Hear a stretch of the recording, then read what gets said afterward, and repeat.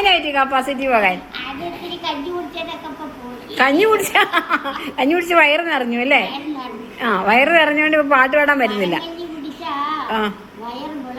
അതിന് പഴകഞ്ഞി അല്ലേ, നല്ല ഫ്രഷ് ചോറല്ലേ തന്നത്? ഓ അതെയാ. മിടിക്ക്. ചുമ്മാ അല്ല ഈ സൗന്ദര്യത്തിന്റെ ഇത് രഹസ്യം അത് തന്നെ. അതിന് പറഞ്ഞ ടിപ്സ് പറഞ്ഞ ഞാനും കുടിക്കട്ടെ ഇനി. പഴങ്കഞ്ഞി ഇതൊക്കെ ശരീരത്തിന്റെ സ്കിന്നിനെ നല്ല കുളിർമയും വരും, സ്കിന്ന് നല്ല ബ്രൈറ്റ് ആയിട്ടൊക്കെ നിൽക്കൂല്ലേ? ഇതൊക്കെ നല്ല ടിപ്സ്. ആയുർവേദ സോപ്പുകൾ, എണ്ണമയുള്ള സോപ്പുകൾ, കെമിക്കൽസ് അല്ലാത്ത സോപ്പുകൾ, എണ്ണമയുള്ള സോപ്പുകൾ. പിന്നെ മറ്റേ കെമിക്കൽ. അമ്മച്ചി ഏത് സോപ്പ് ഉപയോഗിച്ചാ കുളിക്കുന്നത്? പിന്നെ ആയുർവേദ്യത്തിന്റെ വിഭാഗം ആയുർവേദ്യ സോപ്പ് ഉണ്ട്. അതിപ്പോ നമ്മ ഗസ്റ്റുകൾ പലരും കൊണ്ടുവരുമ്പോ അതങ്ങനെ കണ്ടിന്യൂസ് ആയി കിട്ടാറില്ല. അപ്പൊ ചന്ദ്രിക ഞാനത് പറയുന്ന വിചാരിച്ചു നിൽക്കുമായിരുന്നു. രാധ കളിപ്പീരല്ലേ? എണ്ണയൊന്നും തന്നെ തൊഴിക്കുന്നില്ല.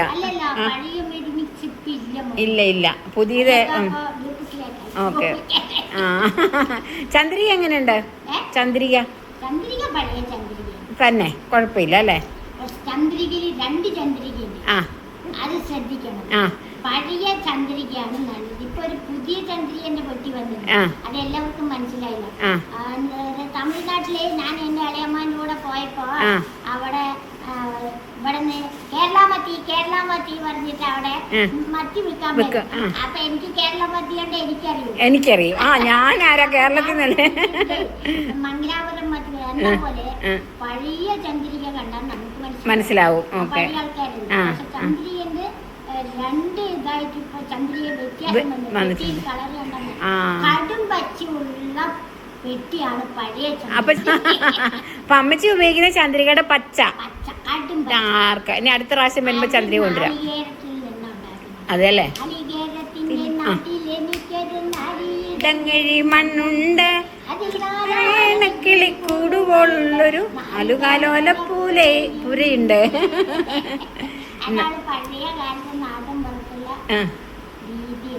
ഓക്കെ.